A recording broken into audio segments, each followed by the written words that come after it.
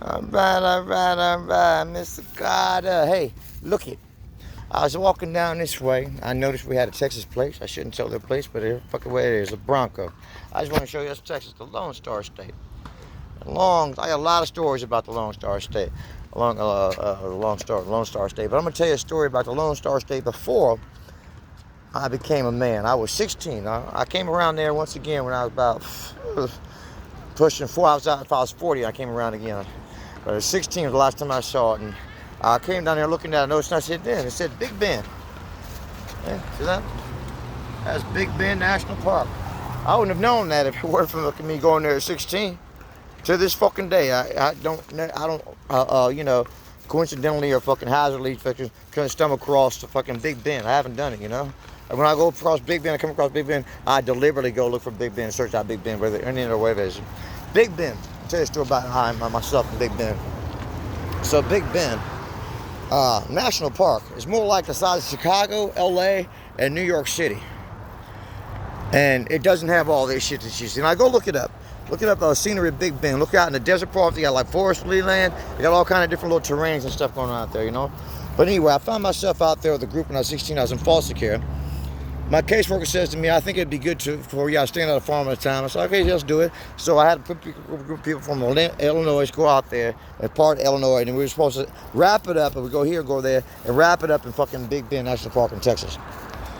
So we went through this one for that. I'm gonna tell you the whole damn story. I just want to get to the fucking the nuts and bolts of the gist of it, right? What I'm trying to communicate here. So I get out there, Big Bend National Park.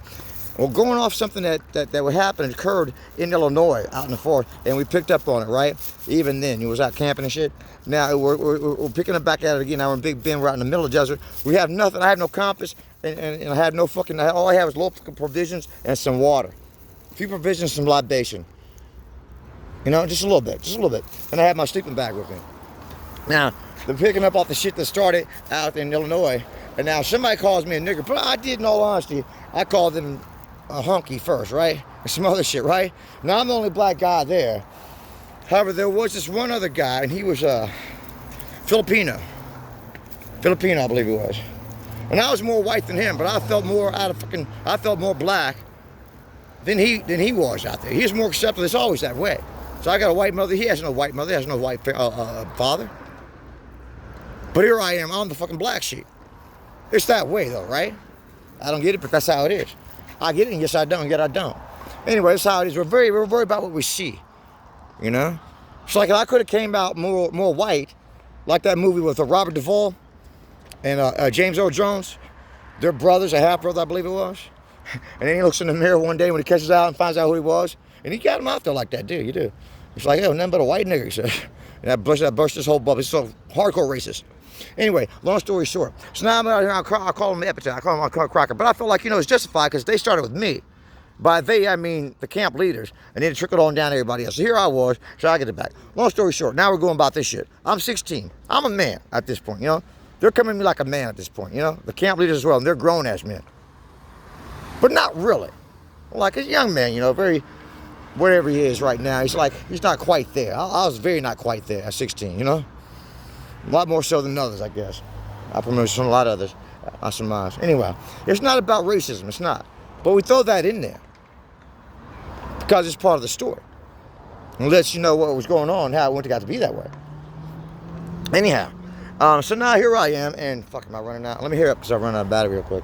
So now here I am, and I find myself storming off because we're getting I feel like, I'm the odd man out. I storm the fuck off. It's top of the morning. They have very beautiful skies out there, by the way. It looks like fucking gyms out there in the Big Bend National Park when the sun is rising and setting. Amazing. Last I checked in here, I was 16. So, top of the morning, I'm storming off right after breakfast. I'm storming off with, I had a little bit of provision and some water. Just a little bit of water. I'm storming off, now I'm just walking all over the place. It's much easier than this. Much easier than what you see right here. Much more. It's Chicago, LA, and New York, once again. I'm storming all over the place without any kind of rhyme or reason. No compass, no map. Didn't know where the hell I was going. I'm just out. By nightfall, now I'm going to stop and lay down because it's getting nightfall. I'm out of provisions. I'm out of water. I'm out of everything. I'm on top of some fucking high. It's not a mountain, but it's like a rock kind of formation, right? But it went up, it's elevated. I'm on top of this motherfucker now. And I just lay down like this. Let's say Let's say this is where I stop and I lay down like this, lay on my blanket, everything. I'm going down in my little sleeping bag. I go to sleep. I'll wake up the next morning. I'm not panicking at any point. Hey, you don't see anybody out there. When I was out there, my camp, my crew, we saw no one. We was out there for a good bit of time. When I was with them and when I was away from them, no one out there. So no one out there but them. You know, no one else. So I wake up the next morning, and I don't know. I've got to make a decision. So I could have gone this way. I could have gone that way. I could have gone that way, or I could have gone that way. For some reason, I woke right up and decided to go this way, to the left. So I go to the left, and I'm on this rock formation now. I'm up like this, you know, and let's say you're looking down like that, but I'm not over here. Over here is way the fuck over there, and you can't see over there till you go over there. So I'm about I don't know, let's say like to this fucking right here, right?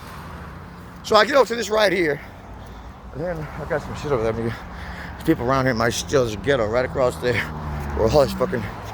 And I look, then I go over this way. Something tells you, and I walk down this way, about to right over there. And I look down now, and what do I see?